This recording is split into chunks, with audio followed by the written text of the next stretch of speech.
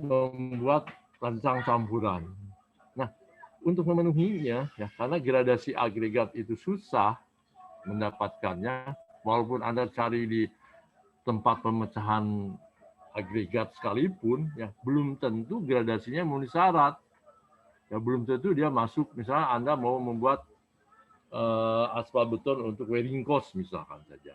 Anda beli misalnya, belum tentu sesuai dengan gradasi yang disyaratkan. Ya, bisa saja dia terlalu kasar dan bisa juga terlalu halus. Karena kalau Anda lihat di sini, ya, gradasi pada agregat untuk aspal, beton aspal untuk wearing cost, ya itu dari agregat kasar sampai dengan agregat halus. Ya, jadi Anda lihat misalnya di 19 mm harus antara 90 sampai 100%. Kemudian di 12,5 harus 74 sampai 90%. Nah, jadi ini ada, ya, agregat kasarnya ada. Ya. Kemudian agregat halusnya juga ada. Nah, jadi itu harus memenuhi syarat. Ya. Nah, jadi pertama sekali dalam pembuatan beton aspal ini, keterampilan yang pertama adalah menggabungkan agregat. Ya, menggabungkan agregat. Anda tentu sudah diajarkan bagaimana cara menggabungkan agregat, ya, oleh dosen teknologi bahan 1 atau teknologi bahan 2. Nah, jadi pertama harus bisa menggabungkan agregat. Kalau nggak bisa menggabungkan agregat, itu susah membuat aspalnya. Pasti ada persyaratan yang tidak terpenuhi, terutama poinnya, ya, rongganya. Nah, jadi kita harus menggabungkan. Kita menggabungkan agregat mungkin tidak selalu harus 1 atau 2 atau 3, ya bisa saja sampai 4 sampai 5 atau lebih dari 3 agregat kita campurkan. Nah, keterampilan mencampurkan agregat, berapa komposisi pada masing-masing agregat itu sudah diberikan, ya, pada teknologi bahan 1 atau teknologi bahan 2. Ya. Nah, jadi pertama adalah gradasi agregatnya. Kalau gradasi agregatnya sudah memenuhi syarat, ya, kemudian kita cari persentase aspal perkiraannya. Ya, persentase aspal perkiraan. Untuk mencari persentase perkiraan itu bisa berdasarkan aspal institut, ya, bisa juga berdasarkan Depkim Plaswil, Departemen Pemukiman dan Pelaksana Wilayah atau dulu namanya PU. Ya, kita mencoba persentase aspal dari 0 itu terlalu lama, ya, dan terlalu lama dan terlalu lama karena harus dicoba-coba kan. Kalau dari 0 kan terlalu lama dan terlalu banyak sampelnya, ya. Jadi kita di sini dikasih berapa perkiraan kadar aspalnya. Kalau menurut Aspal Institute di sini adalah P sama 0,035 dikalikan A, ditambah 0,045 dikalikan B, ditambah K dikali KC, ditambah dengan F. P itu adalah kadar aspal ideal, ya, persen terhadap berat campuran. Ya. A adalah persen agregat tertahan di atas saringan nomor 8. Jadi tertahan. Ya. Sedangkan B adalah persentase agregat lolos saringan nomor 8. Ya, tapi tertahan di saringan nomor 200. C adalah persen agregat lolos saringan nomor 200. Nah, K adalah 0,15, ya, untuk 11-15% lolos saringan nomor 200. Jadi kita lihat gradasi agregatnya.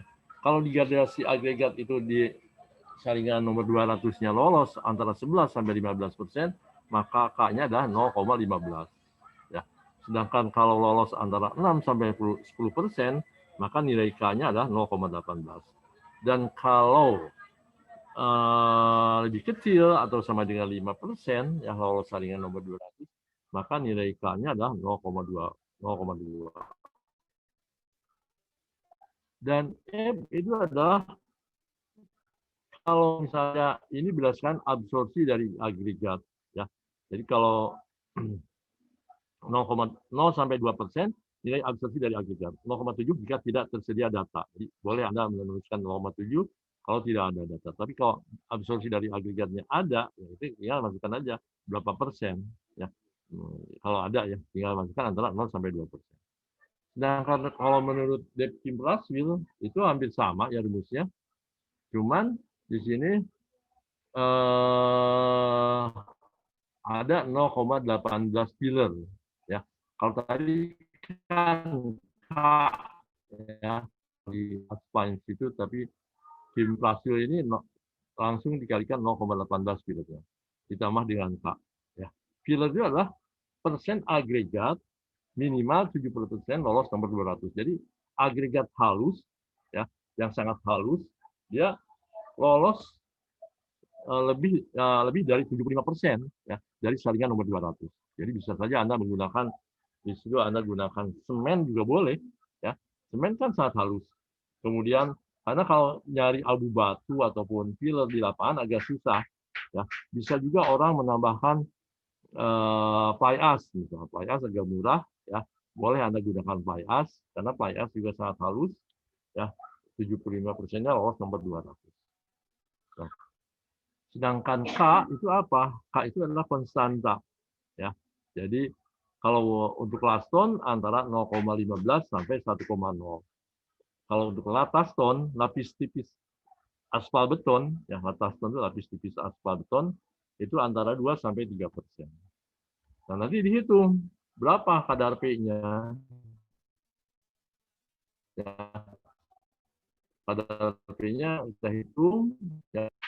Nah, kalau sudah didapat kadar P-nya, maka untuk menentukan kadar aspal untuk percobaan, yaitu kita naikkan, misalnya didapatkan nilai P-nya 5,3%.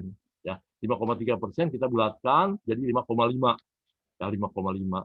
Nah, untuk menentukan untuk percobaan, naikkan ya 3 persentase ke atas dan turunkan 2 persentase ke bawah.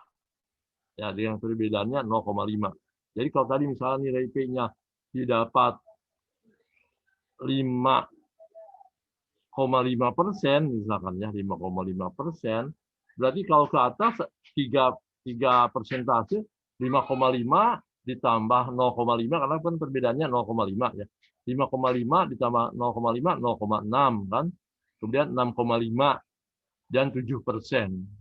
3 persentase kan 5,5 6,5 5,5 maaf 6,0 6,5 dan 7 6,5 dan 7%. Ya. Turunkan 2 persentase ke bawah. Ya, jadi tadi 5,5 diturunkan ke bawah 2 angka 5,0 dan 4,5%. Ya, nah itu untuk percobaan. Ya, jadi percobaannya kita mulai dari 4,5, kemudian 5,0, 5,5, 6,0, 6,5 dan 7,0%. Jadi ada 6 variabel. 6 variasi aspal. Dari 6 variasi aspal ini di dalam percobaan dibuat 3 benda uji. Ya, dibuat 3 benda uji. Jadi benda ujinya ada berapa? 6 kali 3. Ya, ada 18 kan? Ada 18. Ya, ada 18. Nah, setelah dapatkan 18, kemudian kita bikin percobaan. Ya, bikin percobaan. Persentase aspal itu ada yang tadi kan P-nya itu ada persentase aspal terhadap campuran, ya terhadap campuran. Ada yang terhadap campuran. Jadi kalau hasil hitungan tadi kan 4,5 ya, kemudian 5,0, kemudian 5,5, 6,0, kemudian 6,5 dan 7,0. 1, 2, 3, 4, 5, 6. Jadi ada 6 variasi aspal. Ya. Nah, 4,5% itu adalah aspalnya. Ya. Agregatnya berapa persen? Agregatnya tinggal dikurangi aja 100 dikurangi 4,5. Ya. Sama dengan 95,5% kan? Itu agregatnya. Ya, kalau terhadap campuran. Ya. Kalau 5,0 agregatnya adalah 95% ya agregat. Ya. Kalau aspalnya 5,5%, tentu saja agregatnya adalah 94,5% dan seterusnya. Ya. Nah, agregat itu juga tadi ya, misalkan 95,5%, 95%, itu juga terbagi lagi. Kalau kita menggunakan ada 4 agregat, misalnya ada agregat A, kemudian B, C, dan D, misalkan ya, itu harus terbagi lagi. Jadi misalkan aja gini ya, dalam sampel kita butuh 1000 gram sampel misalkan. Sampelnya 1000 gram. Biasanya sampel itu 1200 ya, biar ambil saja 1000 gram. Kalau aspalnya 5%, berarti aspalnya adalah 50 gram.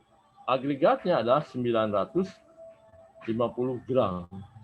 Nah, itu agregatnya. Kalau persentase aspalnya 4,5%, ya, berarti aspalnya adalah 45 gram. Plus agregatnya adalah 955 gram. Ya, itu agregatnya. Nah, kalau terhadap campuran, ya memang di sini setiap kita ganti persentase aspal, maka agregatnya itu tidak berubah. Berubah ya, maaf. Setiap kita ganti persentase aspal, agregatnya berubah ya. Jadi misalnya tadi 94 persentase aspalnya 4,5, itu agregatnya 95,5%. Kita rubah persentase aspalnya 5%, persentase agregatnya adalah 95%. 5,5% aspalnya agregatnya adalah 94,5 gram dan seterusnya. Nah, itu kalau terhadap campuran ya. Ada lagi satu cara lagi ya, adalah persentase aspal terhadap agregat ya. Jadi ada lagi persentase aspal terhadap agregat. Jadi kalau tadi terhadap campuran itu agregat ya, ada lagi agregat. Jadi kalau misalkan saja kita tetapkan 1000 gram ya, agregatnya 1000 gram, kalau aspalnya 5%, ya berarti 50 gram aspalnya ya. Kalau kita pakai 4,5%, maka agregatnya adalah aspalnya 45 gram, agregatnya tetap 1000 gram. Ya, karena tadi kan terhadap agregat. Ya. Jadi kalau terhadap agregat, itu persentase ataupun berat agregatnya tetap. Jadi kalau kita tetapkan aja misalnya 1000 gram, maka nanti berat agregatnya tetap 1000 gram, aspalnya yang berubah. Kalau terhadap campuran, itu berubah dua-duanya. Aspalnya berubah, agregatnya berubah. Ya tadi seperti tadi misalnya 4,5%, agregatnya 95,5%. Karena kan terhadap campuran, ya campurannya 100% tentu saja ya. Jadi kalau dalam bentuk berat, misalnya aspalnya 45 gram, berat agregatnya 95 gram. Kalau berat aspalnya 5% atau 50 gram, berarti berat agregatnya adalah 950 gram. Nah, kendalanya adalah, bukan kendala ya, jadi kekurang praktisannya adalah bahwa persentase agregat itu berubah-ubah. Ya, tadi misalnya 95,5 itu kan terdiri dari, kalau kita ada 4 agregat, ya itu harus dikalikan lagi dengan pada persentase masing-masing agregat. Ya, jadi kalau misalnya agregat A-nya 10%, agregat B-nya 30%, kemudian agregat C-nya misalnya 40%, dan agregat C-nya adalah 20% misalkan ya, 40%. Misalkan gitu ya. Maka pada saat kita rubah agregatnya, misalkan tadi ya persentase agregat terhadap campuran. Nah, pada aspalnya 4,5%, agregatnya 95,5%, ya. Kalau campurannya 1000 gram, agregat tadi tadi yang 95,5% itu terbagi lagi. 10% adalah agregat A, 30% adalah agregat B, 40% adalah agregat C, dan 20% adalah agregat D. Jadi berubah-ubah ya, karena tadi ya terhadap. Tapi kalau terhadap agregat ya, pada komposisi berapa saja agregatnya tetap. Ya, jadi misalkan persentase aspal terhadap agregat misalnya tadi 5%. Aspalnya 50 gram. Ya. Nah, nanti agregatnya 1000 gram misalkan. Nah, 1000 gram tadi tetap ya 10% dan 20% D itu tetap ya tidak berubah ya. Nah, cuma nanti ada konversi ya. Cara harus dihitung berapa persentase aspalnya kalau terhadap agregat. Jadi beda nanti persentase aspal. Tapi di dalam praktiknya ya memang yang lebih praktis adalah terhadap agregat. Nah, jadi agregatnya konstan. Jadi kita melakukan misalnya agregat A tadi 10% ya, dikalikan 1000 gram misalnya jadi 100 gram. Agregat B-nya 30% misalnya jadi 300 gram. Agregat C-nya 40% jadi 400 gram. Agregat D-nya 20% 200 gram. Jadi terus saja semuanya nggak berubah. Ya. Nah, di dalam praktiknya memang enak terhadap agregat ya. Tapi nanti ada perbedaan ya, persentase aspalnya harus kita hitung lagi ya. Nah, di dalam standar juga sudah disediakan ya, di tabelnya itu sudah disediakan persentase terhadap agregat. Tapi dalam perhitungan massal nanti yang masuk adalah persentase terhadap campuran. Ya nggak apa-apa ya, itu kan tadi kalau terhadap agregat itu dalam pelaksanaan ya, supaya kita mudah berapa menghitung kebutuhan aspalnya, berapa persen untuk menghitung kebutuhan agregatnya, jadi tidak berubah agregatnya ya. Nah, jadi itu cara menentukan persentase aspal perkiraan. Sampai sini ada yang tanyakan? Ada yang tanyakan nggak? Silakan.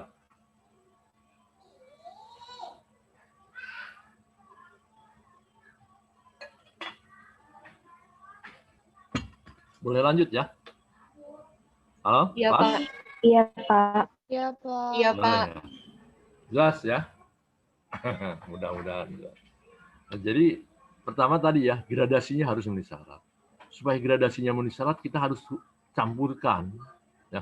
Karena jarang atau malah sama sekali tidak ada. Nah, kalau Anda beli agregat di lapangan, baik itu di quarry ataupun dimanapun, misalnya di tempat pemecahan batu,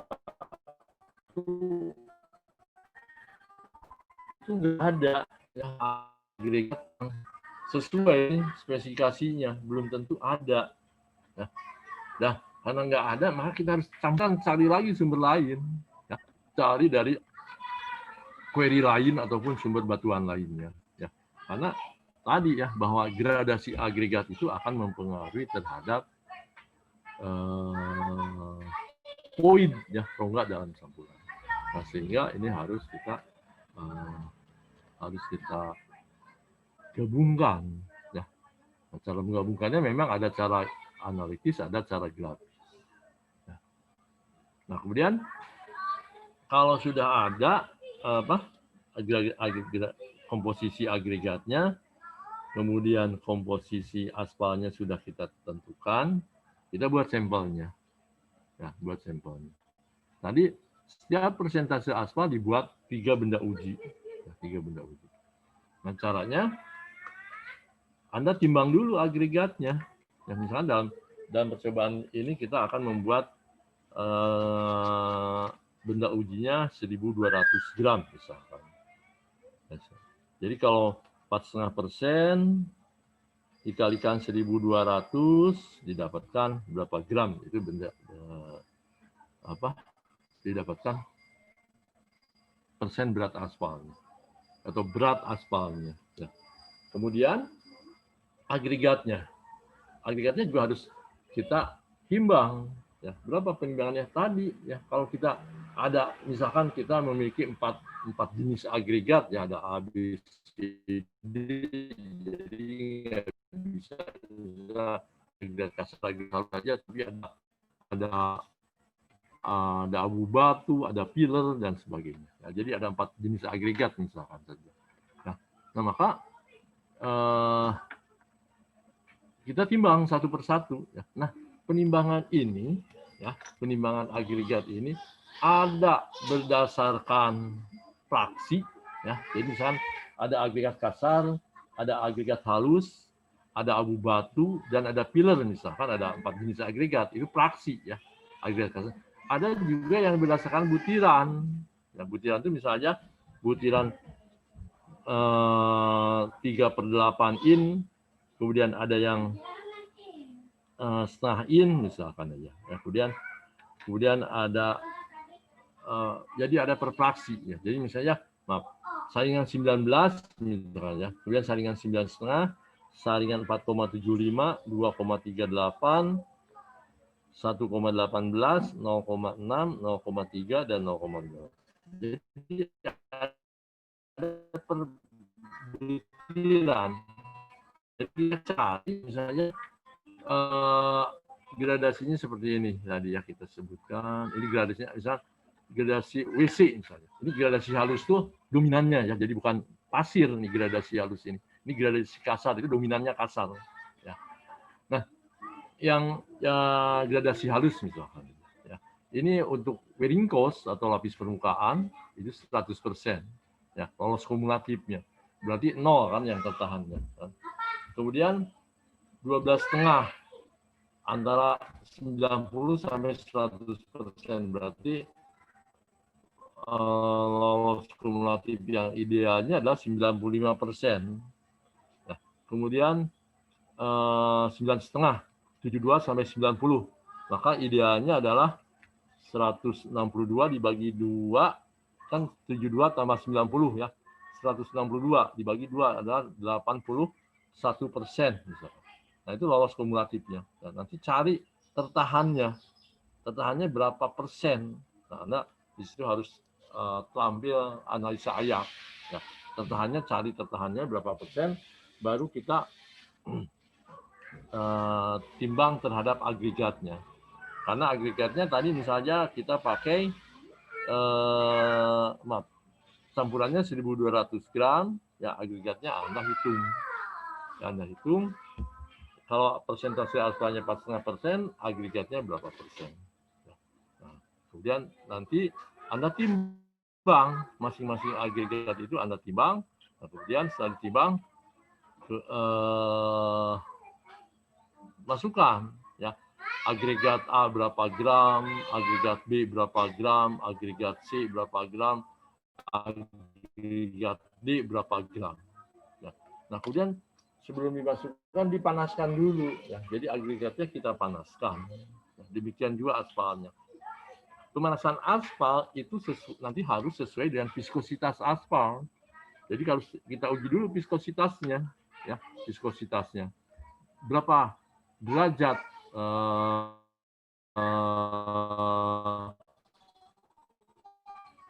nah ini ya, viskositas kita keras untuk suhu pencampuran dan pemadatan.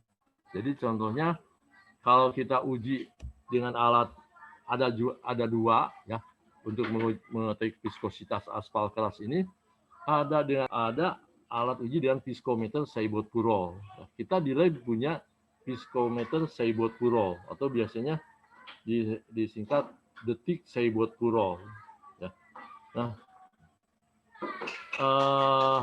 untuk kekentalannya pada saat pencampuran, ya aspal itu harus dipanaskan pada viskositas antara 85 plus minus 10%, 10 detik Seibert-Purol. Ya.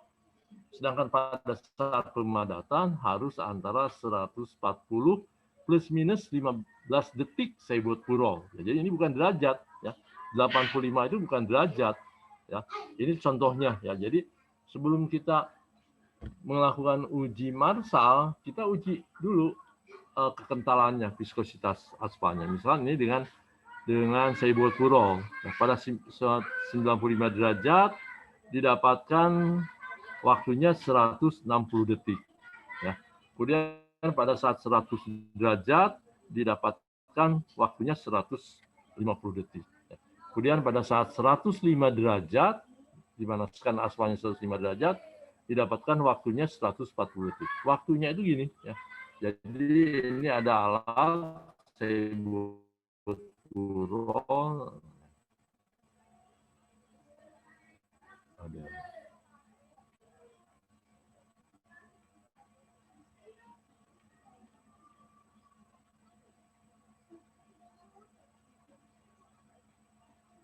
Jadi ada suatu alat, ya, di mana di dalam alat tersebut aspalnya kita panaskan, ya, misalnya dalam bak ataupun dalam cawan, ya, dalam bak biasanya dipanaskan 195 derajat misalkan saja. Kemudian di bawah bak tadi ada pintu kecil, ya, ada pintu kecil, oripis, ya, oripis. Nah, kemudian di bawah oripis tadi, pintu tadi, ada tabung, ya, volumenya 60 ml. Volumenya 60 ml. Nah, pada saat aspal sudah mencapai 95 derajat, tabung oripisnya kita buka. Ya, dia meluncur ke bawah, mengisi tabung tadi yang 60 ml. Nah, pada saat aspalnya meluncur mengisi tabung tadi, ya, jalankan stopwatch. Ya, jalankan stopwatch. Nah, kemudian berapa detik aspal tadi mengisi tabung sebesar 60 ml. Ya, jadi tabungnya itu 60 ml. Nah, berapa detik waktunya? Misalkan di sini didapatkan 160 detik. Ya. Kemudian aspalnya kita panaskan lagi sebesar 100 derajat misalkan saja. Nah, makin panas aspal tentu saja akan makin cepat. Ya, viskositasnya makin rendah. Ya, jadi dia makin cepat masuk ke dalam tabung tadi. Ya, jadi pada saat 100 derajat kita buka tabung pintu oripis tadi, kecil tuh pintunya, ya, jadi lubang oripis tadi. Kemudian masukkan ke dalam tabung dengan volume 60 ml, didapat berapa detik? Karena makin panas, ya, antara 95 dan 100 kan lebih panas 100, dia lebih cepat, ya, didapat waktu misalnya 150 detik. Nah, kemudian panaskan lagi aspal 105 derajat, kemudian dapatkan 140 detik dan seterusnya. Kemudian gambarkan hubungan antara suhu dengan waktu, ya, suhu dan waktu. Nah, kemudian dari waktu ini, dari grafik tadi, misalnya grafiknya suhu misalnya pada absis, ya, kemudian waktunya pada sumbu Y, ya, pada ordinatnya. Nah, kemudian pada suhu 160 derajat, ya, ataupun pada suhu yang disyaratkan pada waktu pencampuran itu 85 sampai 90 misalnya, itu pada suhu berapa, ya. Nah, jadi kalau di sini dilihat di grafik ini kan di bawah 120, ini grafik tadi bisa kita lanjutkan. Jadi grafiknya grafik pakai grafik logaritma. Ya, jadi kita lanjutkan teruskan ke bawah. Nanti pada 85+10 atau antara 75 sampai 95 derajat, tarik ke kiri, ya, maka didapatkanlah suhu pencampurannya. Ya, jadi cara menentukan suhu pemadatan dan suhu pemadatan dan suhu pencampuran pada aspal beton dengan alat viskositas atau dengan alat Seibold viskometer. Ya. Nah, setelah kita dapatkan suhu pemadatannya tadi, ya, aspal dan agregat dan aspal ini kita panaskan, ya, di dalam oven, ya, dengan suhu agregatnya biasanya 160 derajat, ya. Jadi agregatnya biasanya dipanaskan 160 derajat. Kemudian suhu aspalnya tadi kan, ini harus lebih kecil 28 derajat di atas temperatur pencampuran. Ya. Jadi kalau misalkan saja suhu pencampurannya adalah 140 derajat, misalnya 140 derajat, ya, maka suhu agregatnya dipanaskan 28 ditambah 140. Ya, jadi 160 derajat. 168 derajat. Ya. Nah, itu selama 4 jam nah, di dalam oven. Kita panaskan, ya kita panaskan juga sampai mencapai suhu viskositas. Ya tadi misalnya suhu viskositasnya 140 derajat, 140 derajat misalnya. Untuk sampai mencapai suhu 140 derajat Celcius. Nah itu secara teorinya, ya secara teorinya. Pada waktu prakteknya, ya kita di laboratorium kadang-kadang ini aspalnya kita panaskan, kemudian agregatnya juga kita panaskan, ya. Nah itu harusnya seperti ini, ya. Tapi Mas Kusno di laboratorium kadang-kadang tidak mengikuti aturan seperti ini. Dia asal panaskan agregatnya di dalam apa penggorengan, ya tidak menggunakan oven. Dan demikian juga aspalnya di atas oven. Kalau aspal mungkin di oven, ya. Kemudian dicampurkan. Dicampurkannya juga harusnya kalau hot mix tentu dalam keadaan panas, ya. Jadi agregat. Nah selain bahan-bahannya dipanaskan, ya alat-alat juga harus kita panaskan, ya. Alat seperti contohnya ini bowlnya, ya, bowlnya. Kemudian ini cetakan aspal betonnya. Demikian juga pengocoknya, ya, alasnya juga harus kita panaskan. Jadi harus dipanaskan semuanya. Ini kita panaskannya biasanya di atas hot plate, ya, di atas hot plate. Karena kalau dalam oven agak susah, ya. Kita panaskan di atas hot plate. Nah, kemudian kalau suhunya sudah tadi agregatnya sudah tercapai, demikian suhu aspalnya juga sudah tercapai dan suhu pencampuran tadi selama berapa? 4 jam misalkan, ya. Selama 4 jam. Nah, kemudian kita lakukan pencampuran. Untuk melakukan pencampuran, pertama ini cetakannya bisa dibagi 2. Ya, jadi di sini ada apa? Ada batasnya, ada cetakan atas, ada cetakan bawah. Ya, cetakan ini bisa dibuka, ya. Cetakan bawah ini bisa dibuka, dan dipinggir cetakan atas, jadi bisa dibagi 2. Ya, cetakan bawah kita letakkan di sini ya, pada alasnya, demikian juga cetakan atas kita letakkan di atas cetakan bawah. Ya. Nah, kemudian sebelum dimasukkan sampelnya, ya, ini diberi dulu kertas saring, ya. Bisa dengan kertas saring atau ada juga orang hanya menggunakan kertas biasa, ya, supaya tidak lengket, ya, antara aspal beton tadi dengan cetakan. Ya. Jadi kita masukkan, kemudian masukkan kertas saringnya, baru setelah itu kita masukkan beton aspalnya yang setelah kita panaskan tadi. Nah, masukkan ke beton aspal tadi setelah diaduk, ya. Jadi kita lakukan pengadukan, pertama agregat dulu, ya, agregat dulu, kemudian aspalnya, ya, kita masukkan. Nah, cara memasukkan aspal ke dalam pengaduk ini jangan harus di atas timbangan, ya, harus di atas timbangan supaya tepat beratnya. Jadi gini, contohnya ini alat, ya, dengan agregat yang panas kita timbang, misalnya beratnya adalah 3.000 gram. 3.000 gram. Kita membutuhkan aspal 45 gram misalnya. Tadi kita pakai yang 4,5%. 45%. Nah, maka bowl ini ataupun mangkok ini kita letakkan di atas timbangan.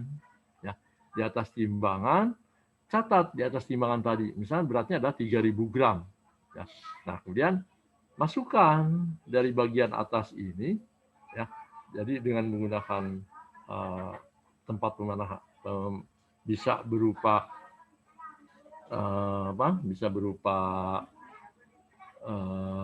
ya, tempat pemanas aspal lah bisa. Nah, kemudian kita masukkan secara perlahan-lahan. Nah, secara perlahan-lahan Kemudian sambil lihat anak timbangan. Ya, karena tadi kita butuhkan aspalnya adalah 45 gram, nah berarti aspal yang dimasukkan itu harus nanti pada saat di timbangan itu harus menunjukkan angka 3045 gram. Karena tadi kan berat aspal plus bowel ini adalah 3000 gram. Ya, jadi pada waktu Anda masukkan aspal tadi ke dalam bowel ataupun ke dalam mangkok ini menunjukkan angka 3045 gram. Nah, lalu setelah itu diaduk lagi. Ya, setelah diaduk lagi. Nah, kemudian kalau secara teori harusnya setelah diaduk antara aspal dan agregat kasar, agregat halus, terakhir adalah filler. Ya, jadi filler itu dimasukkan paling belakang. Ya, pengadukannya. Tapi kalau di lab kita Mas Suso biasanya agregatnya aja semuanya kita masukkan, baru setelah itu aspalnya. Nah, itu salah sebetulnya. Karena filler itu untuk mereduksi jumlah aspal. Ya, jadi kalau kita masukkan dulu filler ke dalam bowel ini, ya, maka itu akan menyebabkan aspalnya tereduksi atau terabsorpsi oleh filler, ya, karena filler luas permukaannya lebih tinggi ya, daripada aspal. Nah, kemudian setelah tercampur di sini, baru kita masukkan ke dalam cetakan. Nah, cetakan ini diameternya sekitar 10 cm. Ya. Masukkan ke dalam cetakan. Tadi ya, sebelum dimasukkan, ini diberi lapisan, diberi kertas saring dulu. Ya. Kertas saring. Kemudian Anda masukkan aspalnya, aspal betonnya ke sini. Ya. Kemudian ditusuk-tusuk dengan spatula. Ya. Ditusuk-tusuk bagian sampingnya itu 10 kali, jadi di sisi-sisinya 10 kali, kemudian bagian tengahnya 15 kali. Ya, 15 kali. Nanti setelah itu dipadatkan. Ya, dipadatkan. Kalau untuk lalu lintas berat, itu jumlah pemadatannya adalah, nah ini dipadatkan, pengadukannya. Ya, ini mixernya beda ya, jadi beda pengocoknya aja, ya kayak pengocok telur, ya bukan kayak pengocok semen. Ya. Nah, ini adalah cetakannya, jadi bisa dibagi dua ya, atas dan bawah. Ini atas, ini bawah. Ya. Yang bawah ini mulutnya dua, ya, jadi ada mulutnya. Ya. Nah, kita masukkan ke dalam cetakan ini, kemudian dipadatkan. Ya. Pemadatannya bisa dengan manual, ya kita lakukan dengan manual, atau bisa juga dengan mekanikal. Ya, mekanikal dengan menggunakan listrik seperti itu. Ya. Nah, jumlah pemadatannya, ya itu untuk lalu lintas berat itu sebanyak 75 kali. Ya, 75 kali. Sedangkan untuk lalu lintas sedang itu 50 kali. Ya, jadi kita padatkan ini dengan cara ini adalah pemadatnya tarik ke atas, kemudian dijatuhkan, tarik ke atas lagi, jatuhkan lagi, tarik ke atas lagi, jatuhkan lagi. Tapi kalau dengan secara mekanis, dia menggunakan motor, ya jadi si pemadat tadi akan naik turun dengan sendirinya. Ya. Nah, kalau untuk lalu lintas berat, ini 75 kali. Jadi satu permukaan ini 75 kali. Setelah 75 kali, ini dibuka. Ya, dibuka, dibalikan. Ya, jadi dibukanya seperti ini. Atasnya kita buka, bawahnya didiamkan. Ya. Kemudian nanti dibalikan. Ya. Atas, ini kan berisi sampel ya. Di cetakan bawah ini akan berisi sampel. Dibalikan, yang atas jadi ke bawah, yang bawah jadi ke atas. Tutup lagi dengan cetakan yang atas ini. Kemudian padatkan lagi sebanyak 75 kali. Kalau untuk lalu lintas berat.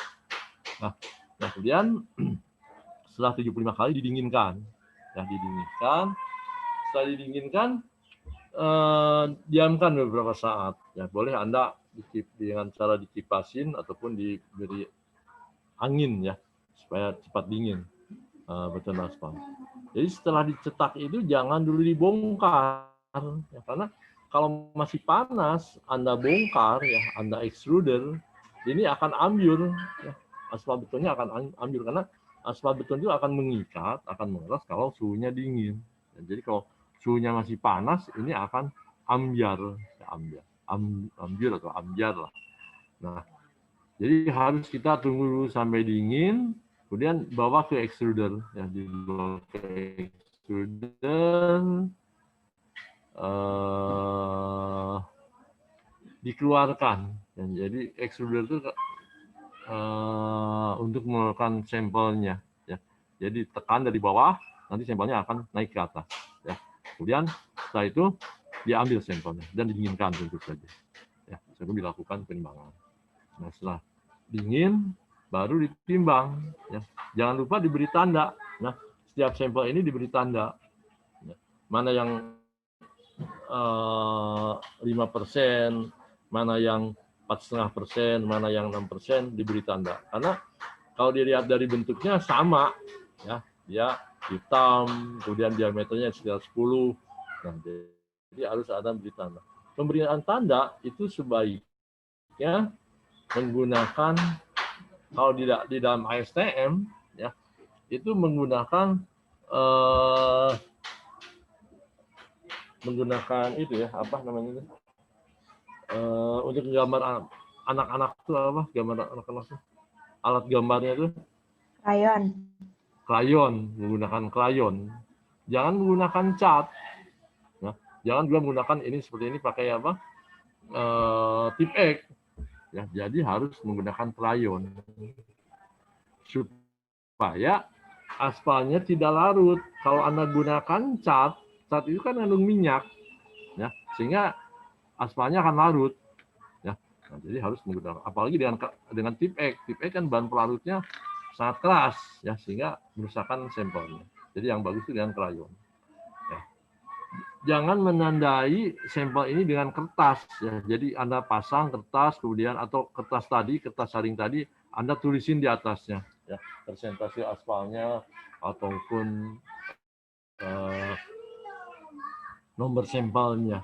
Ya, karena kertas nanti pada saat direndam itu akan lepas.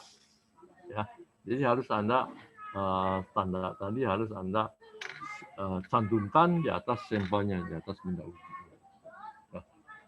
Nah, setelah itu Anda setelah dingin, ya Anda timbang, sediakan tabel Marshall, sediakan di tabel Marshall, baru Anda timbang, timbang dalam keadaan kering, ya, kemudian setelah timbang dalam keadaan kering, kemudian direndam, ya, direndam. Nanti ditimbang dalam keadaan SSD. Pengukuran tinggi boleh dilakukan atau tidak dilakukan juga nggak apa-apa. Ini pengukuran tinggi itu biasanya untuk koreksi, ya, untuk koreksi sampel ataupun benda uji. Karena kalau kita tadi misalnya berdasarkan berat agregat, sampel itu bisa bermacam-macam, tingginya bisa beda-beda.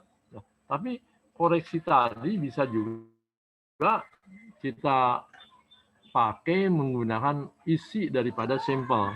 Ya, jadi kita gunakan isi dari sampel itu lebih akurat dibandingkan dengan tebal sampel. Ya. Nah, itu cara pembuatan benda uji Marshall. Kemudian setelah direndam, setelah ditimbang, ya, dalam keadaan kering, kemudian direndam. Ya, direndam. Direndamnya ada yang 24 jam, ada juga hanya 4 jam ataupun beberapa jam saja. Ya, boleh saja. Ya, Anda ngerendamnya 4 jam juga boleh. Ya. Nah, nanti setelah itu, setelah 24 jam, kemudian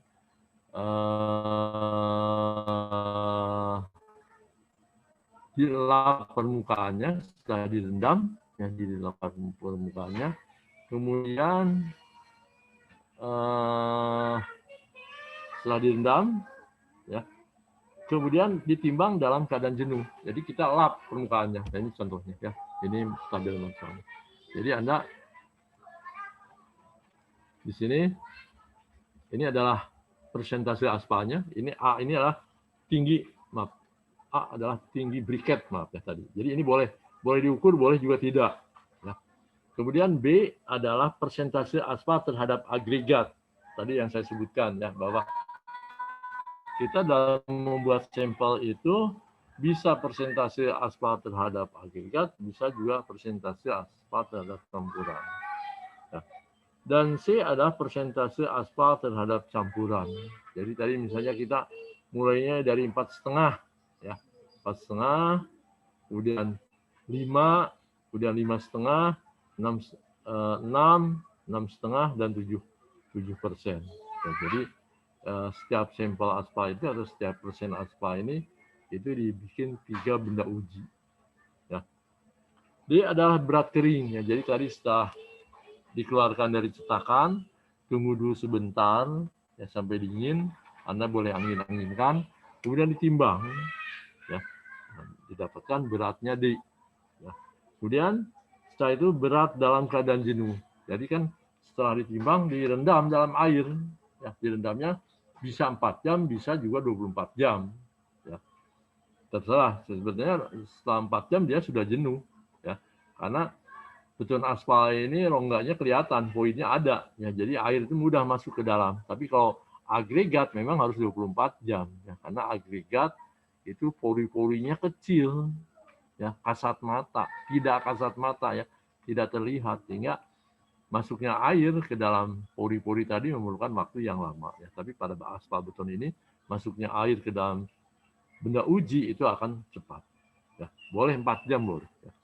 Kemudian ditimbang ya, setelah jenuh, setelah direndam tadi ditimbang, didapatkan nilai E ya. E adalah berat dalam keadaan jenuh ya. Kemudian F itu ditimbang dalam air ya, seperti kita dulu menguji agregat ya. Jadi kita timbang dalam air tujuannya untuk mencari volume ya. Timbang dalam air, jadi jangan lupa timbang dulu keranjangnya ya, sampelnya ya, kemudian nanti berat sampelnya ya, berat sampel dikurangi berat bacaan, berat sampel dikurangi berat keranjang ya. Nah, kemudian didapatkan nilai E ya, nilai F ya, berat dalam air ya. Kemudian nanti nilai G itu kalau Anda punya softwarenya ya, software Excel ini nanti terhitung sendiri ya.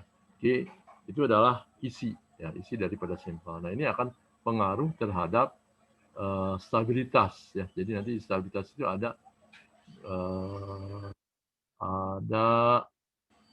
stabilitas itu nanti ada koreksinya ya, koreksinya. Nah, itu sampai situ ada yang tanyakan?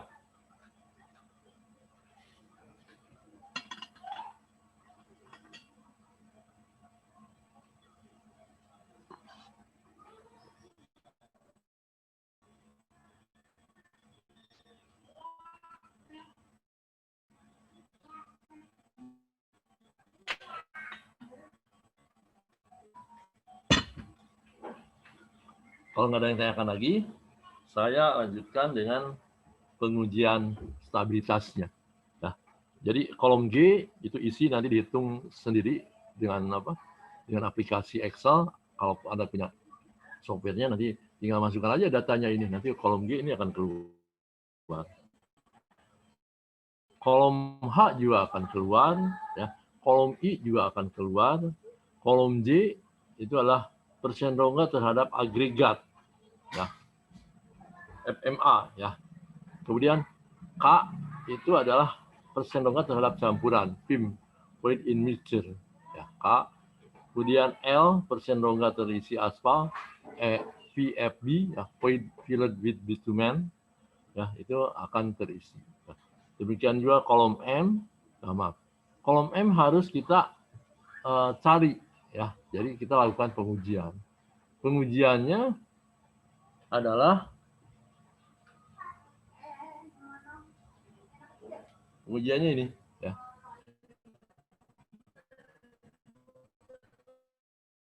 Nah, ini adalah uji stabilitas yang telah ditimbang dalam air, kemudian setelah ditimbang dalam air, kemudian masukkan ke dalam water bath. Ini adalah alat pemanas, ya. Water bath ini set di suhu 60 derajat Celcius, ya. Jadi pada suhu 60 derajat selama 30 menit, ya, selama 30 menit. Jadi Anda simpan sampel tadi selama 30 menit. Ngisinya harus hati-hati, ya. Ini panas, suhunya 60 derajat.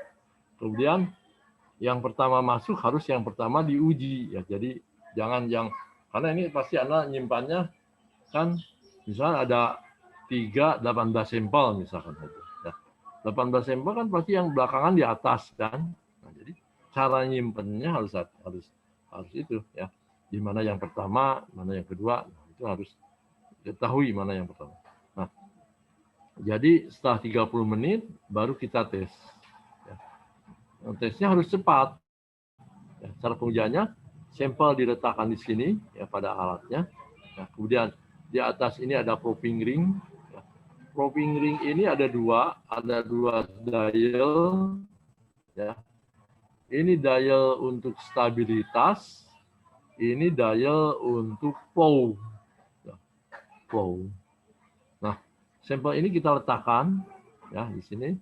Kemudian jalankan. Ya, jadi kita nolkan dulu dial stabilitas dan dial flow ini kita nolkan. Ya, kita rapatkan dulu antara ini dengan alatnya ini harus kita rapatkan dulu. Ya, setelah rapat, baru dialnya kita nolkan. Ya, karena kalau tidak rapat, ini pada saat kita gerakan belum menyentuh, misalkan saja belum menyentuh alatnya, ini sudah jalan. Si dial flow ini sudah jalan. Ya, nah, maka ini harus kita rapatkan dulu sampai dia rapat, ya, sampai menyentuh. Ya. Nah, setelah itu kita jalankan, dia akan naik, ya, akan menekan probing ring. Ya. Nah, pada probing ring ini nanti tergantung dari ada tabel kalibrasinya ya, setiap probing ini ada tabel kalibrasi.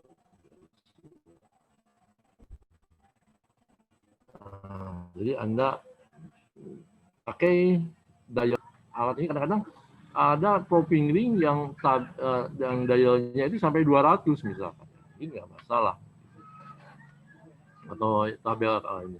Nah, kemudian tabel untuk dial flow ini ya, itu bisa satuannya milimeter, bisa satuannya in. Ya. Pilih yang milimeter aja. Boleh juga yang in, tapi nanti Anda terjemahkan ke milimeter. Konversikan ke milimeter. Ya.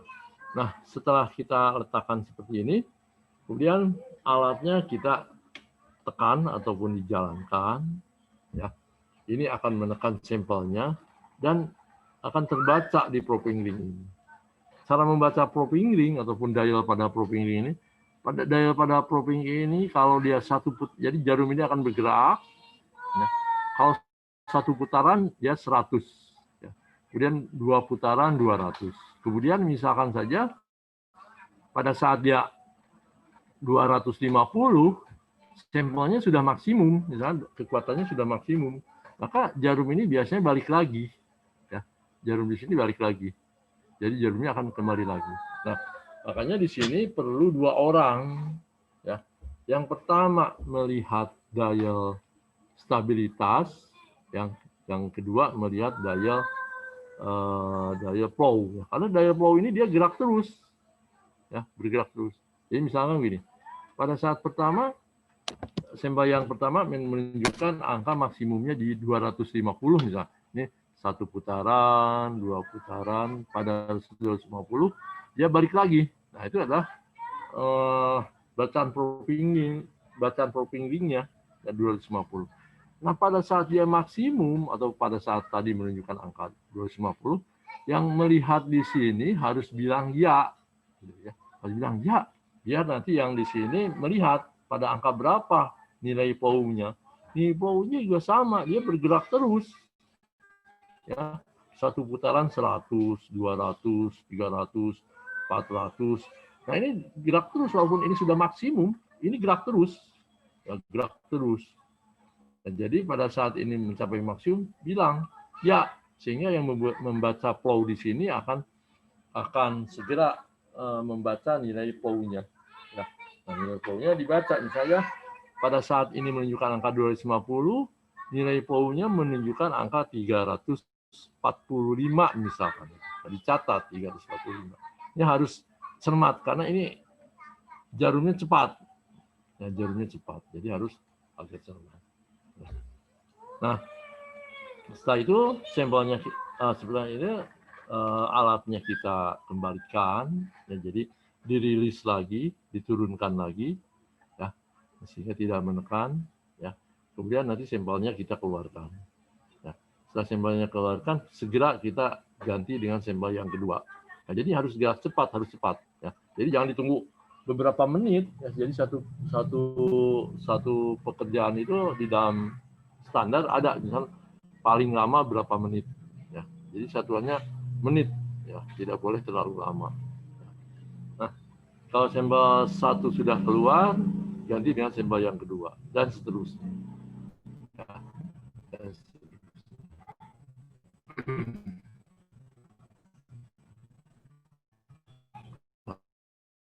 seperti ya. M itu adalah pembacaan analogi stabilitas. Ya, tadi misalnya menunjukkan angka 250 misalkan, ya, menunjukkan angka 250. Catat aja pembacaan analogi. Biasanya analogi stabilitas itu satuannya divisi, ya, bukan milimeter, bukan kilogram, bukan lob, ya, tapi divisi, dip istilahnya. Ya. Nah, maka untuk mendapatkan stabilitasnya, ya, itu harus dikalikan dengan angka konversi. Ya, angka konversi ini biasanya ada pada tabel kalibrasi. Ya, jadi kita lihat tabel kalibrasinya. Ya, pada angka berapa atau pada nilai berapa dengan bacaan 116 itu berapa kilogram stabilitasnya. Misalkan di sini 1527,7 kilogram. Ya, itu nilai kalibrasinya. Nilai kalibrasi ini bisa dilihat di tabel atau bisa dilihat juga di alatnya. Ya. Nah, di lab kita ada di alatnya, jadi dicantumkan. Misalnya satu divisi menunjukkan angka 50 kg misalkan saja, atau menunjukkan angka 10 kg lah misalkan saja. Ya. 10 kg, satu divisi 10 kg, 116 dikalikan 10, ya, 1160 kg. Itu adalah N-nya, nilai daripada N. Kemudian nilai O-nya. O-nya itu adalah stabilitas dikalikan dengan koreksi benda uji. Ya.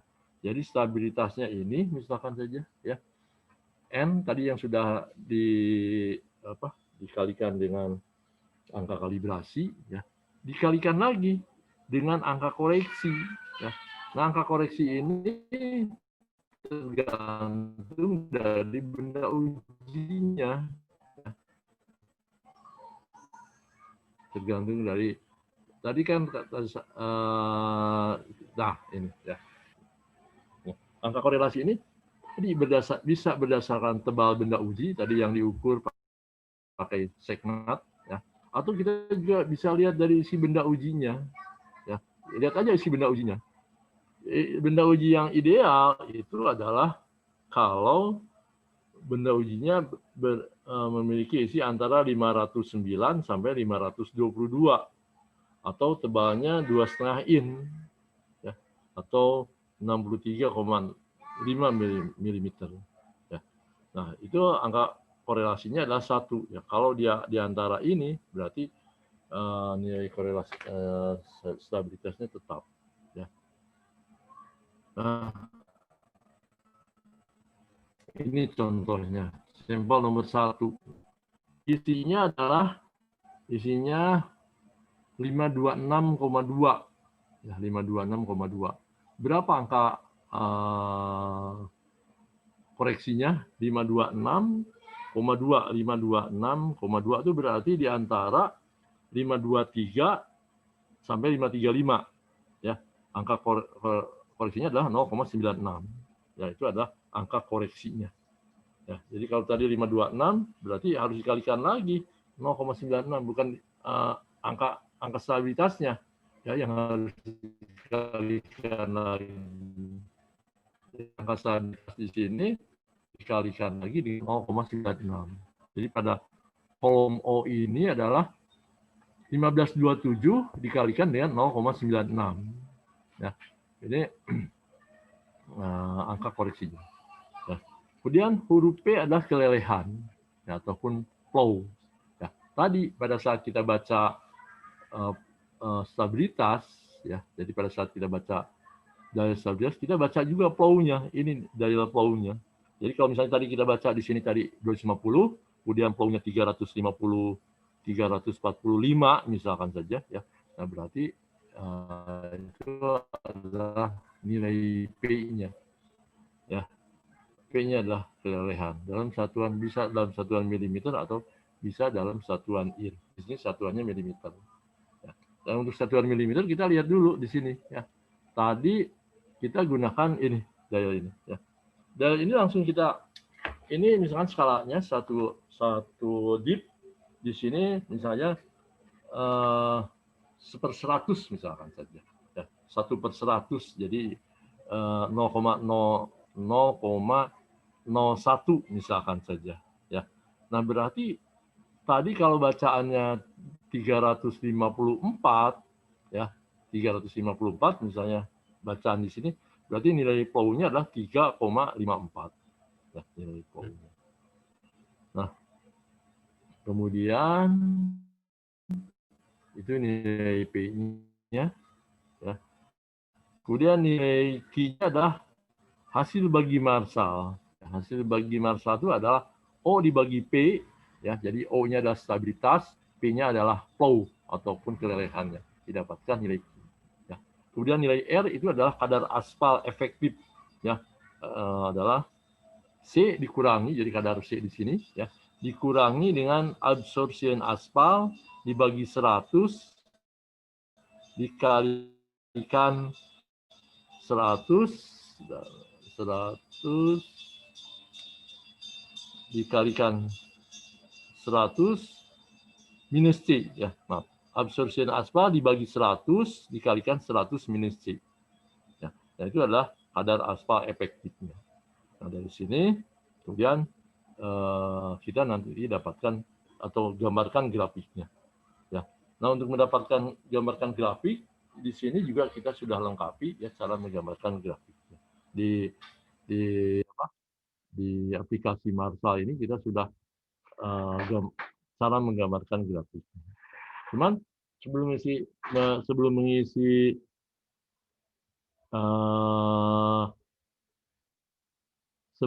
mengisi tabel Marshall ini, kita harus cari dulu adalah BJ agregatnya, ya, dalam kondisi bulk, ya. Kemudian BJ agregat efektif, ya, dan BJ aspal, ya. Kemudian absorpsi aspalnya, ya. Absorpsi aspal terhadap total agregat, ya. Nah, BJ efektif agregat itu dihitung dengan cara 100 PB itu adalah ini, ya, perkiraan persentase aspal, ya. Jadi yang dihitung tadi, ya. Kemudian dibagi dengan 100 per GM, ya, dikurangi PB plus BJ aspal, yaitu BJ efektif agregatnya, ya. GM itu apa? GM itu adalah berat jenis campuran, ya, pada kadar aspal optimum perkiraan. Ya, jadi tadi kita hitung dulu PB-nya, ya, kemudian nanti kita cari GM-nya. Jadi sampelnya misalnya tadi P-nya didapat misalkan tadi 5,5 misalkan saja, ya, 5,5 P-nya. Nah, maka sampel tadi yang 5,5 tadi jangan dibuang, ya. Cari BJ-nya. Cari BJ-nya nanti kita jelaskan, ya. Caranya kita di sini ada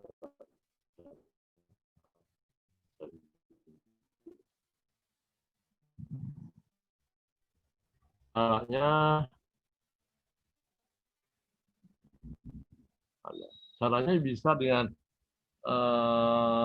mencari seperti biji agregat halus atau bisa juga cari mencari agregat, biji agregat dasar. Nah, caranya pertama, agregat campuran tadi ataupun beton aspal ini kita timbang dulu, ya.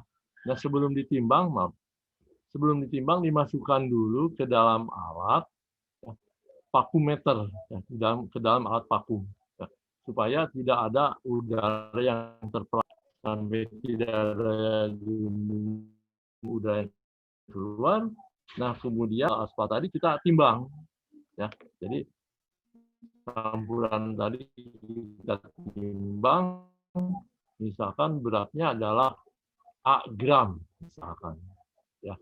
Kemudian setelah dapat A gram, kemudian timbang dalam air, ya, timbang dalam air.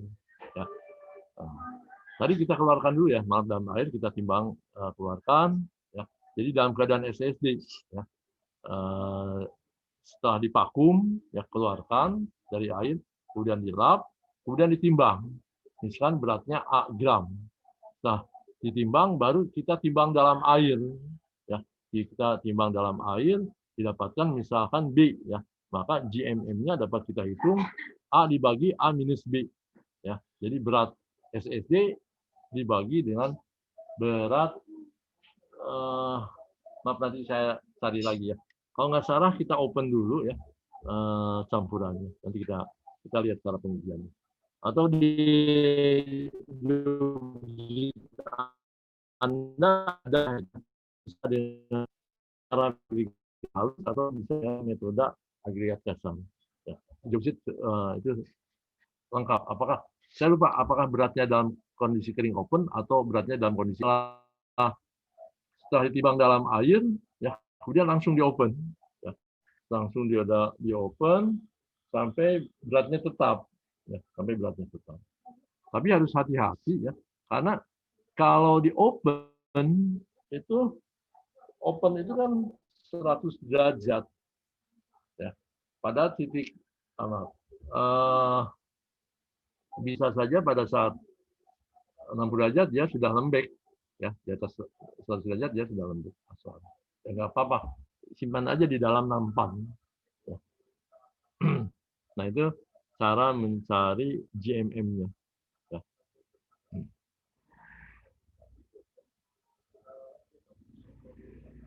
Nah, cara bikin grafiknya ini, ya. Ini adalah grafiknya. Jadi Anda bikin grafik di sini, ya. Bikin grafiknya dengan membuat hubungan antara persentase aspal dengan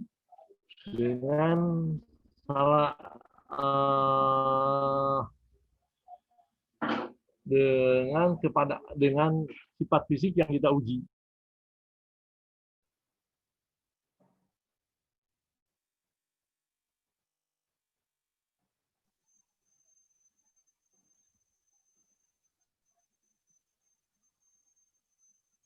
Karena ada beberapa sifat fisik yang kita uji. Pertama adalah kepadatan atau isi, ya. Kemudian PMA adalah void in mixture agregat, void dalam campuran agregat. Kemudian ada PFB, PFB-nya void yang terisi aspal, void filled with bitumen. Ya. Kemudian ada film itu adalah void in mixture atau enggak dalam campuran. Ya, ini ada dua, ya. Karena nanti ada uji refusal density, ya. Jadi ini yang belum dilakukan, refusal density, ya. Nanti kita lakukan. Nah, kemudian ada lagi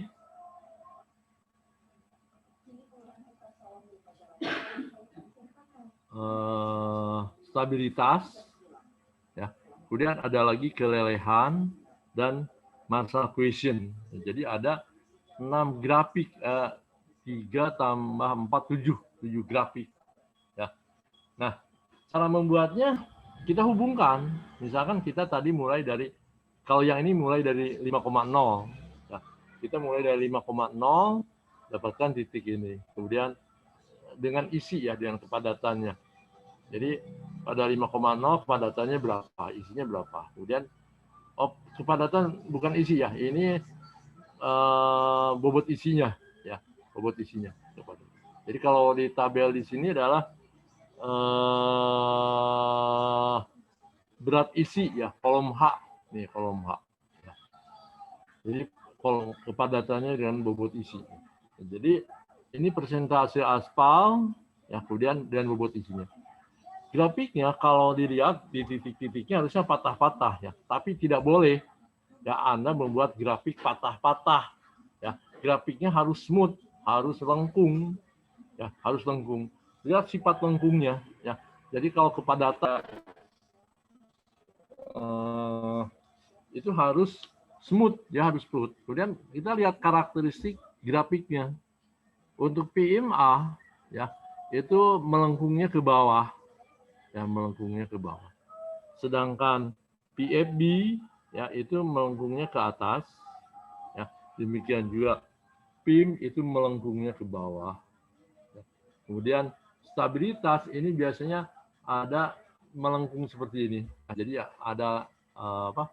Jadi walaupun di sini misalkan, kalau Anda hubungkan titik-titiknya, ya ini patah-patah sekali, tapi tidak boleh. Nah caranya bagaimana? Anda bisa kalau pakai Excel ya Anda bisa lihat tren lain, pakai tren lain. Jadi tren lain misalnya parabola ataupun hiperbola ya, pakai tren lain. Nah kalau Anda kemudian kalau kelelehan itu melengkung ke atas ya, jadi dia melengkung di bawah ya, melengkung di bawah. Kemudian kalau massa quotient ini hampir sama dengan stabilitas, jadi ada optimumnya ya, grafiknya ada optimumnya seperti itu ya. Nah, itu cara menggambarkan grafiknya kalau secara manual. Jadi kalau patah-patah itu salah ya. Nah kemudian cari berapa persentase aspal optimumnya ya. Untuk mencari persentase aspal optimum kita lihat grafik kepadatan. Pertama kepadatan ya. Kepadatan di sini memang nggak ada syaratnya ya. Jadi semuanya muni syarat. Jadi antara 5 sampai 7,5 dia muni syarat. Ya. Makanya di sini di grafiknya dia pakai garis ini aja lurus dari 5,5 sampai 7,5. Ya. Kemudian stabilitas. Ya. Stabilitas itu minimum adalah stabilitas itu minimum kalau untuk WC dan BC, wearing cost dan base cost itu adalah 800 kg. Nah, sekarang kita lihat grafiknya. Stabilitas minimum 800. 800 ini dari bawah ya. Jadi mulai dari 5,0 sampai 7,50 itu memenuhi syarat. Kenapa? Ya karena semuanya di atas 800. Ya memenuhi syarat semuanya. Nah, kemudian kita bikin barnya ataupun garisnya seperti ini. Jadi mulai dari 5,0 sampai 7,5 dia memenuhi syarat. Kemudian PMA. PMA itu kita lihat syaratnya. PMA minimumnya untuk wearing cost itu 15% misalkan. Ya, untuk base cost adalah 14%. Untuk base cost adalah 13%. Kita misalkan pakai wearing cost ya, lapis permukaan. Minimumnya adalah 15%. Kita lihat grafik WMA ini kan. Tadi minimumnya adalah 15%. Ya, berarti ini semuanya memenuhi syarat. Ya, karena untuk 5,0 di atas 18%. Kemudian 5,5 di atas 18%. Di 6%, 18%. Padahal menurut syaratnya harus 15%. Ya ini memenuhi syarat. Jadi di dalam grafiknya kita tulis ini dari 5,0 sampai 7,5 itu memenuhi syarat semuanya. Ya. Kemudian VFB, ya, void filled with bitumen. Kita lihat rongga terisi aspal ya, minimumnya adalah 65%. Ya, 65%. Untuk wearing cost ya, itu 65%. Sekarang kita lihat di grafik PMA. PMA ini ya. PFB ya, PFB. PFB adalah tadi berapa minimumnya?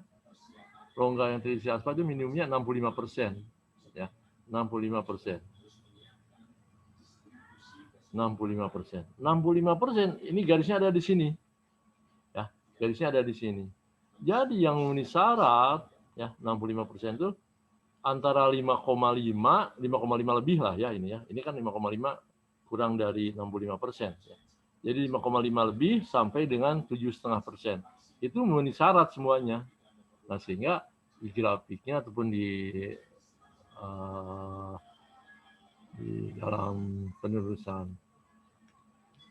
grafik batangnya ini PIB itu adalah 5,5 lebih kan tadi kan 5,5 lebih sampai dengan 7,5%. Ya. Kemudian PIM PRD PIM 2 kali 75 kali dulu ya PIM 2 kali 75 itu yang atas ya. Nah ini 25, itu yang atas. Itu menurut syaratnya PIM-nya itu adalah harus antara rongga dalam campuran ya. Minimumnya 3,5, maksimumnya 5,5 untuk semua lapis permukaan jalan ya, untuk lapis jalan. Jadi minimum 3,5, maksimumnya 5,5. Tarik saja dari sini 3,5, ini 3,5 sini ya. Kemudian 5,5, tarik juga 5,5 ya.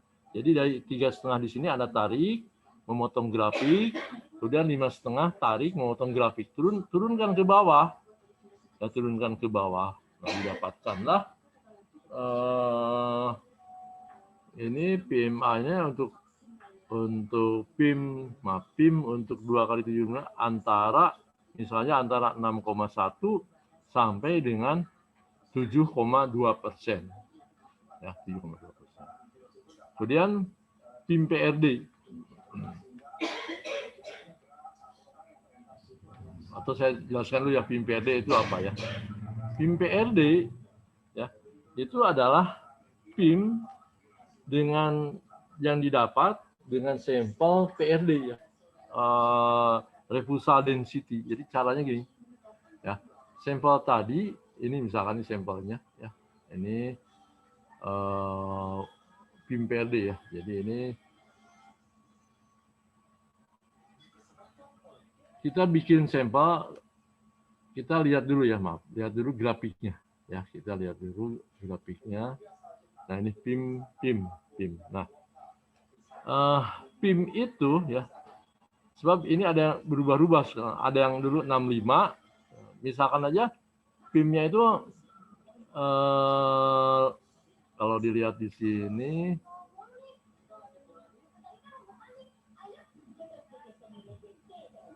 lima.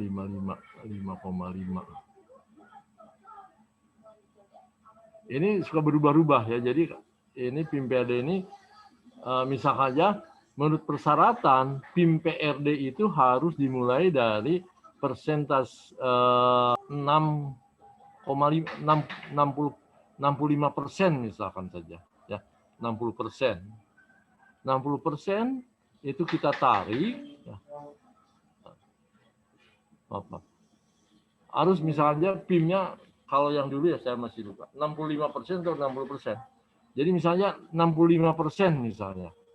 PIM-nya harus 65% misalnya. Maaf, PIM-nya harus 6% ya, 6% di sini.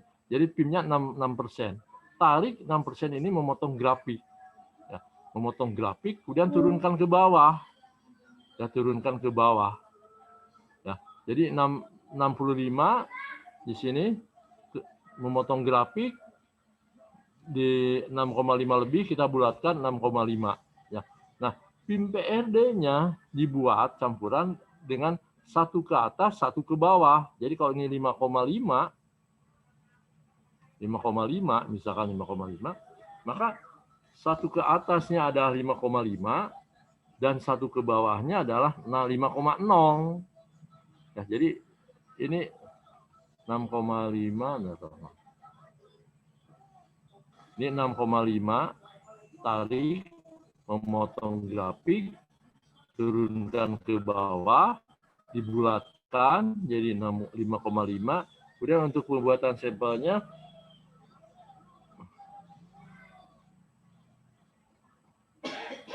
kalau dulu 6,5 ya, tapi sekarang nggak tahu nih ini berapa ya. Ini mungkin ini ya. Ini 5,5 kayaknya ya. Ini 5,5. 5,5. Jadi pada saat PIM 5,5 ini ya, yang 5,5 tarik, memotong grafik, turunkan ke bawah, misalnya didapatkan 6,0 misalnya.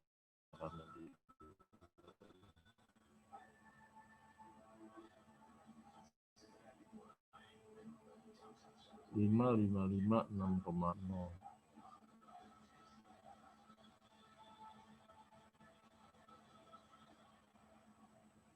Ini antara gambar dengan ini beda sih ya, antara gambar dengan perhitungan ini beda.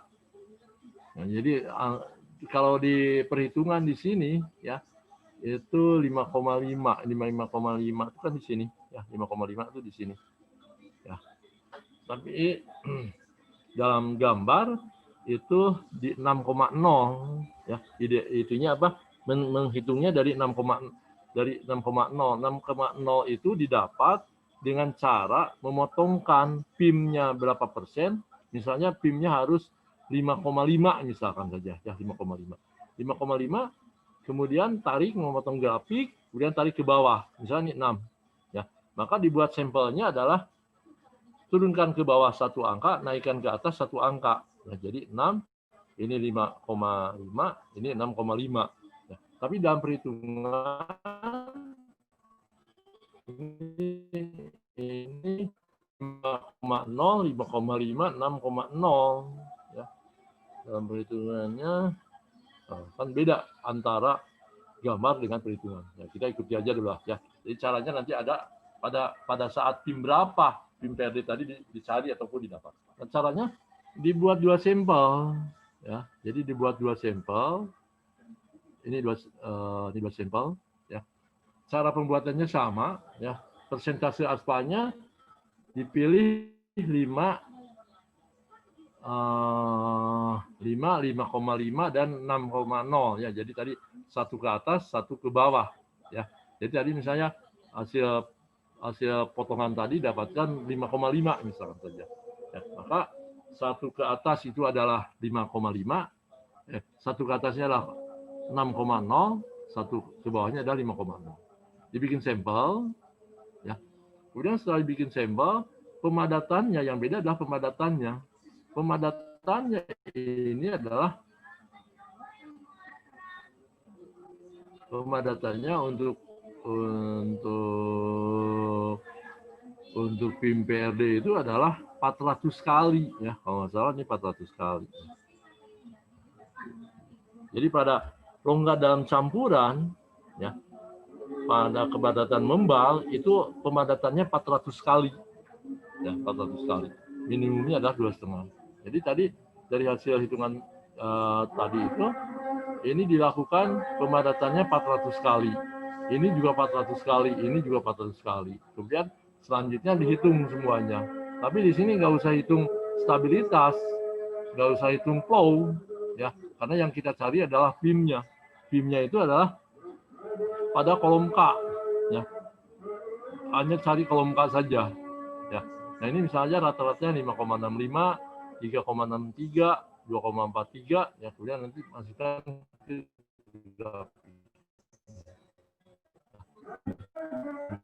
ini juga nggak sesuai kan. PIM-nya 5,6, 36, 2,4. Oh, sesuai ya. Nah, jadi kita bikinkan grafik seperti ini. Ya.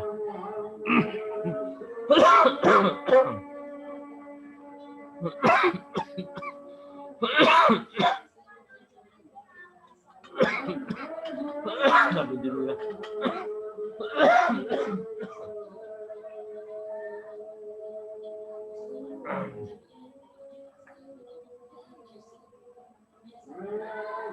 Ada yang tanyakan? Oh, ada yang tanyakan? Belum, Pak. Belum. Oh, nanti tugasnya ya. Saya mau nanya. Ya, silakan. Silakan. Tadi yang gradasi itu Pak, yang tanggal-tanggal banyak. Kenapa? Tadi ada jenis blok agregat. Gradasi agregat ya. Ya Pak. Yang cari absorpsi aspal terhadap total agregat Pak. Absorpsi aspal. Yang tadi Pak yang tabel banyak itu. Tabel marsal atau tabel agregat? Yang ada berat jenis. Tabel yang gradasi tadi Pak. Ini bukan. Yang ada banyak Pak, yang ada N, yang ada O. Ya ini. A, B, C, D, E, F, G, H, I, K, L, Nah, M, ya N. Oh, ini ini. Pak. Ya, terus apa? Yang ditanyain apa? Iya Pak. Yang ditanyainnya apa? Itu kan berat jenis efektif agregatnya ada rumusnya ya Pak. Iya. Kalau cari berat jenis bulk agregatnya itu gimana Pak? Bulk agregat diuji. Nah, jadi kan agregat tuh BJ-nya ini kan. Memang beda istilah aja ya.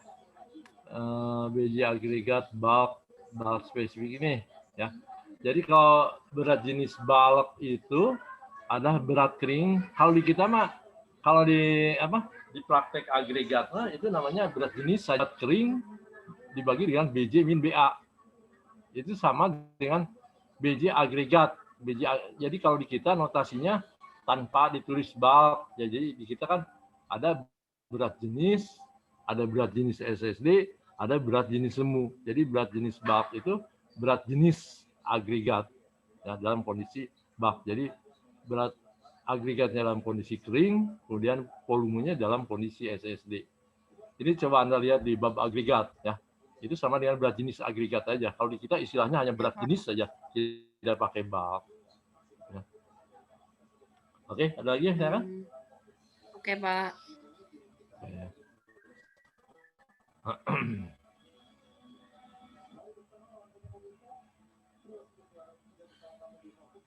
Oh, pakai rumus-rumus ini ya. Puyeng pakai rumus ini kan pakai aplikasi Excel. Itu sudah kita dapatkan. Ya, rumus-rumus ini udah dimasukkan ke Excel kan. Jadi nggak perlu kita hitung lagi. Ya. Nah, kita sampai ke grafik tadi ya.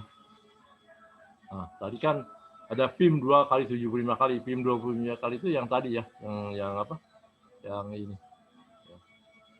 Jadi ini yang 75 kali. Kemudian PIM PRD itu ada yang bawahnya. 2,5% ya. Minimumnya itu minimum 2,5%. Jadi kita lihat aja di grafiknya. PIM PRD ini. Minimumnya 2,5%. Ya, berarti yang memenuhi syarat itu adalah 5,5 sampai 6,3 lah ya, 6,3. Nah, kita gambarkan di sininya PD misalnya antara 5,5 sampai 6, kelelehannya kita lihat lagi grafik. Ini kelelehannya minimumnya berapa? Minimumnya kelelehan kan 3 mm ya. Nah, ini kelelehannya 3 mm minimum. Jadi semuanya masuk. Ya, Anda kalau lihat di grafik ini kan semuanya di atas 3 mm. Ya, jadi kalau dilihat di grafik di sini masuk semuanya. Antara 5,5 sampai 7,5 itu masuk semuanya. Karena di atas semuanya di atas. Nah, kemudian yang terakhir adalah masalah cohesion. Masalah cohesion itu syaratnya adalah masalah cohesion minimum 250. Ya, 250. Hasil hitungan kita masalah cohesion itu di atas 400 ya. Jadi semuanya memenuhi syarat. Jadi mulai dari 5 sampai 7,5 itu memenuhi syarat ya. Jadi di grafiknya kan didapatkan grafik batang seperti ini. Ya, grafik batang seperti ini. Nah, kemudian setelah didapat grafik batang ini diiris. Ya, diiris. Cara ngirisnya Anda cari yang paling kiri dulu ya. Yang paling kiri itu mana yang kira-kira mengiris semuanya. Ya, kayak gitu ini mengiris ya. Jadi kalau Anda tarik di sini ini kan tidak teriris ya. Kalau Anda tarik di sini ini tidak teriris, ada 2 ya. Jadi kita ngiris yang paling kiri ini. Ya. Kemudian yang paling kanan, kalau Anda tarik di sini kan ini nggak teriris ya. Jadi kita ini ya. cari tengah-tengahnya. Misalkan ini antara 6,2 sampai dengan 6,3 ya. 6,1 sampai 6,3, maka persentase aspalnya adalah 6,1, maaf ini 6,6, ini 6,1 sampai dengan 6,3, 6,15 ya, atau 6,2 kadar aspal optimumnya 6,2%. Nah itulah persentase aspalnya 6,2%. Sampai situ ada yang tanyakan nggak? Cara mencari persentase aspal. Jadi dalam berapa? Nanti dalam Jobnik formulanya 6,10 itu jadi Pak. Itu salah mungkin ya. Ini idealnya, harusnya kan idealnya ya. Idealnya kan di tengah-tengah. Nah, tengah itu kan antara 6,1 sampai 6,3 kan kadar aspalnya yang teriris itu. Nah, idealnya 61 sampai 63 tentu aja 6,2 harusnya. Ya, kadar aspalnya 6,2%. Nanti dalam Jobnik formulanya, kalau kadar aspalnya 6,2%, berarti kadar agregatnya adalah 93,8%. Ya. 93,8%. Ya. Kalau aspalnya 6,2%. Ya. Nah itu cara menentukan Jobnik formula ataupun rancang campuran untuk beton aspal. Nah nanti agregatnya itu juga harus dicari lagi berapa agregat A-nya, berapa agregat B-nya, berapa agregat C-nya, berapa agregat D-nya. Karena kita tidak menggunakan satu jenis agregat. Ya. Jadi kalau kita menggunakan 4 jenis agregat harus dibagi lagi. Ya. Jadi 93,8% itu agregatnya adalah A-nya berapa persen, B-nya berapa persen, C-nya berapa persen, harus dihitung lagi. Ya. Waduh, ini kemana sih? Halo? Iya, Pak. Kok gelap ya? Iya, Pak. Kenapa? Kenapa, Pak? Kenapa, Pak? Apa, Pak? Kok gelap, nggak ada gambar ya? Ada di Ada, Pak. Ada di sini, Pak. Ada, Pak. Kok Di sini saya nggak? ada, Pak. Oke.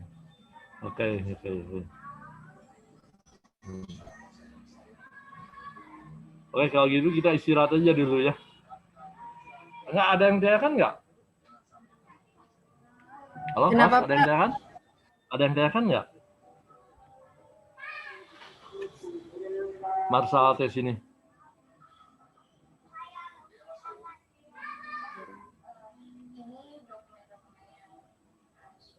Jadi di aspal ini, aspalnya harus optimum. Ya. Jadi beda dengan beton semen.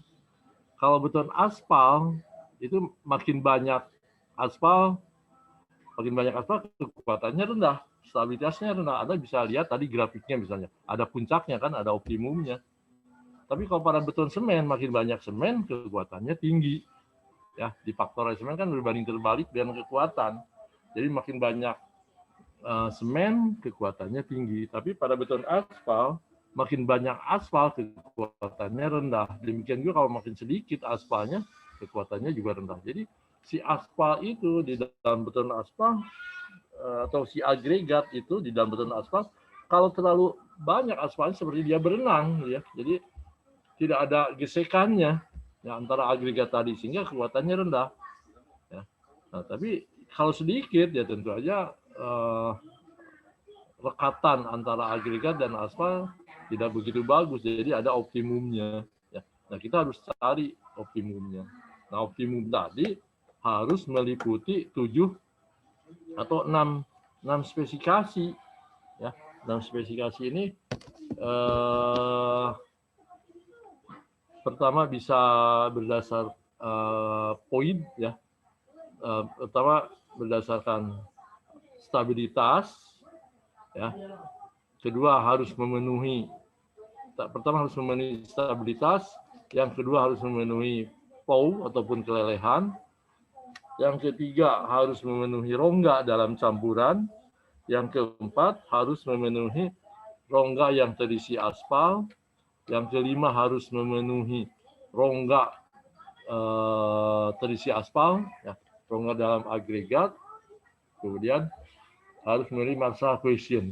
Jadi ada 6 spek di dalam beton aspal ini. Berbeda dengan beton semen kan. Beton semen hanya selam aja dengan kuat tekan. Jadi kalau selamnya masuk atau kuat tekannya berarti campurannya sudah bagus. Ya. Tapi kalau selamnya tidak memenuhi syarat, ya kita harus koreksi lagi campurannya kan.